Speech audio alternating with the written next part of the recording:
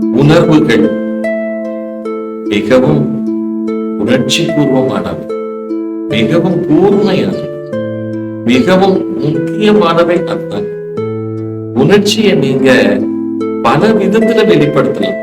ஆனா உணர்வுகள் என்பது பல விதத்தில் வெளிப்படுத்த முடியாது. உணர்வு என்பது உங்களுடைய உள் தன்மையினுடைய வெளிப்பாடுதான் உணர்வு. அப்ப உணர்வை எப்பொழுதுமே உள்ள நாம் சேர்த்து வைக்கும் போதுதான் அந்த உணர்வு மிக உயர்ந்த உணர்வாக மற்றவர்களுக்கு வெளிப்படும். இப்ப பிறர் ஒருவர் உங்களை மதிக்கிறாங்கன்னா உங்ககிட்ட இருக்கக்கூடிய உணர்ச்சிகளை வைத்து உங்களை கண்டிப்பா மதிக்க மாட்டாங்க. உங்க உணர்ச்சிகளை வச்சு வெறுக்கத்தான் செய்வாங்க. பட் உங்களிடம் நல்ல உணர்வுகள், உயர்ந்த உணர்வுகள் இருந்துச்சுன்னா உங்களை நேசிக்கத்தான் செய்வாங்க.